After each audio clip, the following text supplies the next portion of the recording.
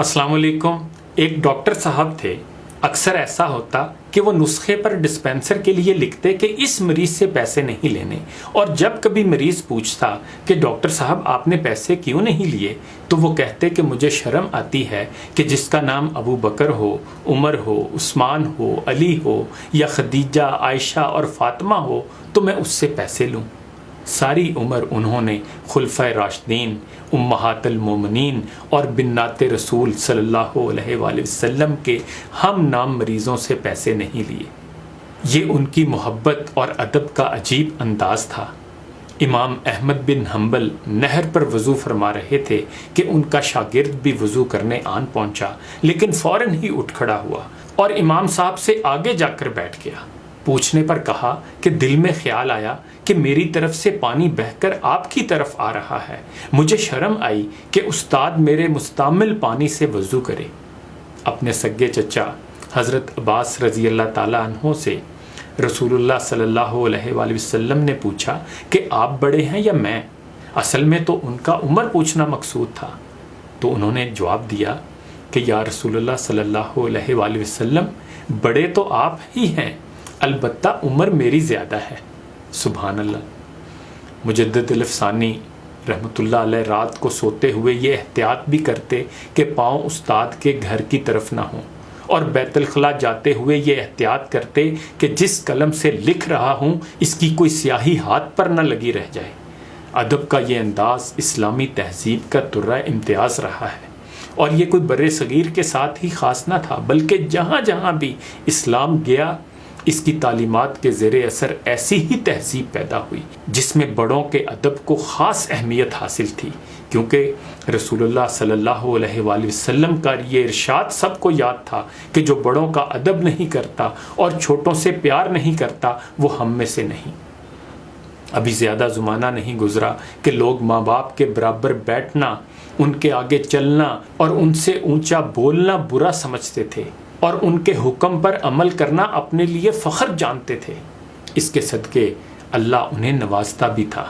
इस्लामी मुआशरों में ये बात मशहूर थी कि जो ये चाहता है कि अल्लाह उसके रिज़्क़ में इजाफ़ा करे वो वालिदैन के अदब का हक़ अदा करे, और जो ये चाहता है कि अल्लाह उसके इल्म में इजाफ़ा करे वो उस्ताद का अदब करे। एक साहब कहते हैं कि मैंने बड़ी मुशक्क़त से पैसा इकट्ठा करके प्लाट लिया, तो वालिद साहब ने कहा कि बेटा तुम्हारा फ़लाँ भाई कमज़ोर है, ये प्लाट अगर तुम उसे दे दो तो मैं तुम्हें दुआएं दूंगा। हालांकि वो भाई वालिदैन का नाफरमान था।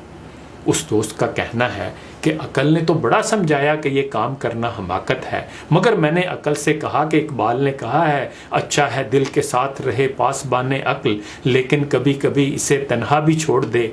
चुनाचे अकल को तन्हा छोड़ा और वो प्लाट भाई को दे दिया। कहते हैं कि वालिद साहब बहुत खुश हुए, और उन्हीं की दुआ का सदका है कि आज मेरे कई मकानात और प्लाजे हैं, जबकि भाई का बस उसी प्लाट पर एक मकान है। हजूर नबी करीम सल्लल्लाहु अलैहि वसल्लम के चचा के बेटे अब्दुल्ला इब्ने अब्बास किसी सहाबी से कोई हदीस हासिल करने जाते तो जाकर उसके दरवाजे पर बैठ रहते। उसका दरवाज़ा खटखटाना भी अदब के ख़िलाफ़ समझते, और जब वो सहाबी खुद ही किसी काम से बाहर निकलते तो उनसे हदीस पूछते, और इस दौरान सख्त गर्मी में पसीना बहता रहता, लू चलती रहती, और ये बर्दाश्त करते रहते। वो सहाबी शर्मिंदा होते और कहते कि आप तो रसूल सल्लल्लाहु अलैहि वसल्लम के चचा के बेटे हैं, आपने मुझे बुला लिया होता। तो ये कहते कि मैं शागिर्द बन के आया हूँ, आपका ये हक था कि मैं आपका अदब करूँ और अपने काम के लिए आपको तंग न करूँ। वालिदैन की तरह उस्ताद का अदब भी इस्लामी मुआशरों की एक इम्तियाजी खसूसियत थी, और इसका तसलसल भी सहाबा के ज़माने से चला आ रहा था। किसी अल्लाह के बंदे ने सोशल मीडिया पर एक मजमून में लिखा था कि कितनी ही मुद्दत हमारे निज़ाम तालीम में ये रवाज रहा, बल्कि इस्लामी मदारस में आज भी है कि हर मजमून के उस्ताद का एक कमरा होता, वो वहीं बैठता और शागिर्द खुद चलकर वहाँ पढ़ने आते, जबकि अब शागिर्द क्लासों में बैठे रहते हैं और उस्ताद सारा दिन चल चल कर उनके पास जाते हैं। मुसलमान तहजीबों में ये मामला सिर्फ वालिदैन और उस्ताद तक ही महदूद न था, बल्कि बाकी रिश्तों के मामले में भी ऐसी ही एहतियात की जाती थी। वहाँ छोटा छोटा था और बड़ा बड़ा। छोटा उम्र बढ़ने के साथ بڑا نہیں بن جاتا تھا بلکہ چھوٹا ہی رہتا تھا۔ ابن عمر جا رہے تھے کہ ایک بدو کو دیکھا، سواری سے اترے، بڑے ادب سے پیش آئے اور اس کو بہت سا ہدیہ دیا۔ کسی نے کہا کہ یہ بدو ہے، تھوڑے پہ بھی راضی ہو جاتا، آپ نے اسے اتنا عطا کر دیا؟ فرمایا کہ یہ میرے والد صاحب کے پاس آیا کرتا تھا تو مجھے شرم آئی کہ میں اس کا احترام نہ کروں۔ اسلامی تہذیب کمزور ہوئی تو بہت سی باتوں کی طرح حفظ مراتب کی یہ قدر بھی اپنی اہمیت کھو بیٹھی۔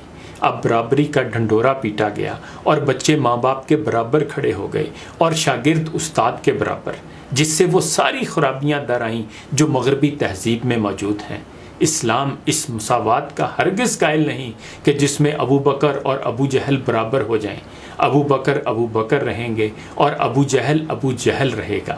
اسی طرح استاد رہے گا اور شاگرد، والد رہے گا اور بیٹا۔ سب کا اپنا اپنا مقام اور اپنی اپنی جگہ ہے، ان کو ان کے مقام پر رکھنا اور اس کے لحاظ سے ادب و احترام دینا ہی تہذیب کا حسن ہے۔